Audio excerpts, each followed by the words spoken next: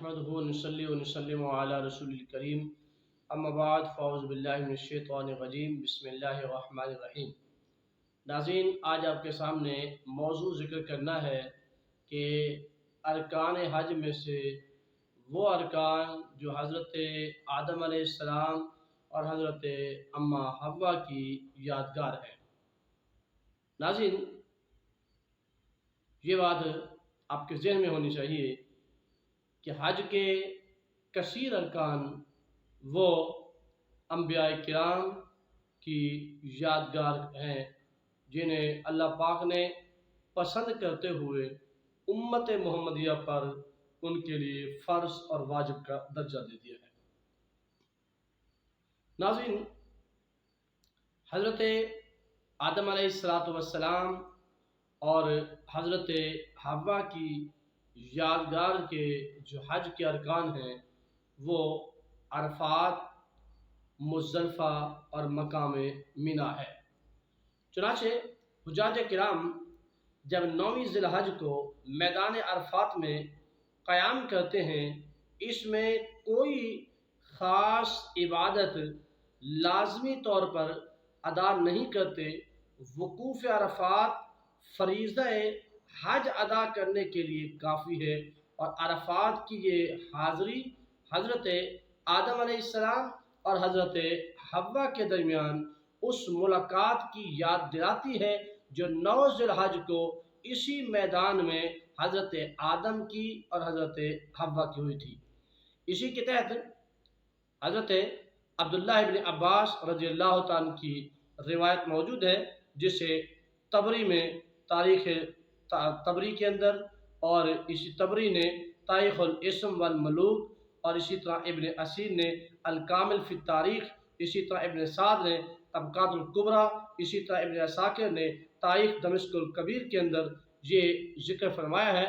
آپ فرماتے ہیں حضرت عبداللہ ابن عباس رضی اللہ تعالیٰ کی روایت کو نقل کرتے ہوئے اور مزدلفہ اور عرفات کی وجہ تسمیہ بیان کرتے ہوئے فرماتے ہیں کہ حضرت آدم علیہ السلام کو ہند اور حضرت حوا کو جدہ کے مقام پر اتارا گیا۔ پس حضرت آدم علیہ السلام ان کی تلاش میں نکلے تو ان کا آپس میں ملاپ ہو گیا، یعنی حضرت آدم اور حضرت اماں حوا کا ملاپ ہو گیا۔ حضرت حوا اس مقام پر ان کے قریب ہوئی تو اس کا نام مزدلفہ پڑ گیا، اور ان دونوں کے عرفات کے مقام پر ایک دوسرے کو پہچان لینا تو اس کا نام عرفات پڑ گیا، اور 9 ذی الحج کو جمع ہونے کے مقام پر ان کا اکٹھا ہونا تو اس کا نام یوم جمعہ ہو گیا۔ ناظرین، اسی طرح جو ہے یہ بات ثابت ہو گئی کہ مقام عرفات جو ہے وہ حضرت آدم علیہ السلام اور حضرت حوا کی ملاقات کا مقام ہے۔ اسی طرح جنت سے حضرت آدم علیہ السلام کو ہند کے ایک پہاڑ نوز پر جب حضرت اتارا گیا، جبکہ حضرت حوا کو حجاز مقدس میں جدہ کے مقام پر اتارا گیا۔ ابن سعد نے طبری اور نووی کے مطابق پھر حضرت آدم علیہ السلام نے حضرت حوا علیہ السلام کو مقام عرفات میں پہچان لیا، پس اسی وجہ سے عرفہ کا نام پڑ گیا، اور اس کو ذکر کیا ہے جو ہے طبری نے، ابن سعد نے، نووی نے، اسی طرح قرطبی نے، اور اسی طرح باقی محدثین نے اپنی کتب کے اندر اس کو نقل فرمایا ہے۔ امام قرطبی آپ تفسیر جامع احکام القرآن میں لکھتے ہیں کہ جنت سے زمین پر حضرت آدم علیہ السلام کو ہند میں اور حضرت حوا علیہ السلام کو جدہ میں اتارا گیا۔ کافی تگ و دو کے بعد آپس میں ان کی ملاقات عرفہ کے دن مقام عرفات پر ہوئی۔ انہوں نے ایک دوسرے کو پہچان لیا، پس اس دن کو یوم عرفہ اور اس جگہ کو عرفات کا نام دیا گیا۔ یہ قول امام ضحاک کا بھی ہے۔ اسی طرح حافظ ابن حجر عسقلانی نے بھی بیان فرمایا کہ مزدلفہ کی وجہ تسمیہ کیا ہے۔ آپ فرماتے ہیں اپنی کتاب فتح الباری کے اندر کہ مزدلفہ کو جمع اس لیے کہا جاتا ہے، اس میں حضرت آدم اور حضرت حوا کے ساتھ اکٹھے ہوئے، اور حضرت آدم اور حضرت حوا کے اکٹھا ہونے کو، ان کے ایک دوسرے کے قریب ہونے کو جو ہے یوم جمع کہا جاتا ہے۔ حضرت عبداللہ ابن عباس رضی اللہ تعالیٰ عنہ کی ایک روایت ہے جسے ازرقی نے، نووی نے، قرطبی نے بیان فرمایا ہے اپنے اپنی کتب کے اندر۔ وہ بیان فرماتے ہیں کہ مینا کی وجہ تسمیہ کیا ہے۔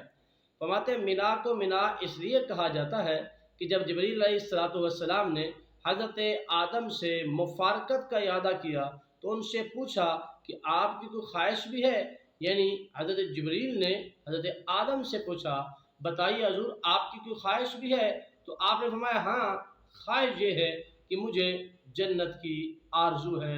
پس حضرت آدم علیہ السلام کی خواہشات کی وجہ سے اسے مینا کا نام دیا گیا ہے۔ جس طرح رم جمرات یعنی حضرت سیدنا ابراہیم علیہ السلام اور اسماعیل علیہ السلام کے واقعہ کی یاد، اور سعی، صفا اور مروہ کے درمیان سیدنا حاجہ کی یاد منانے، اور تلبیہ حضرت ابراہیم علیہ السلام کی دعوت اب پکارنے کے جواب کا نام ہے، اسی طرح وقوف عرفات اور مزدلفہ بھی اس ملاقات کی یادگار ہے جو حضرت آدم اور حضرت حوا کے درمیان جنت سے زمین پر تشریف لانے اور طویل عرصہ کی جدائی کے بعد اس میدان میں ہوئی، اور جس میں انہوں نے ایک دوسرے کو پہچان کر قربت اختیار کی۔ یہ بات یاد رہے کہ عرفات اور مزدلفہ کا لغوی معنی پہچاننا اور قریب ہونا ہے۔ باری تعالیٰ نے اپنے ان مقبول بندوں کو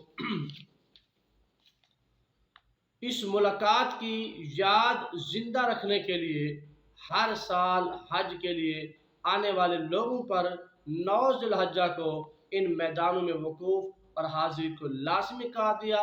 گویا جو لوگ 9 ذی الحجہ کو آ کے حاضری دیں گے، وقوف کریں گے، ان کے ذہن میں ایک بات یاد آ جائے گی، ایک یادگار قائم ہو جائے گی کہ یہ وہی ایام تھے جب حضرت آدم اور حضرت حوا کی ملاقات تھی۔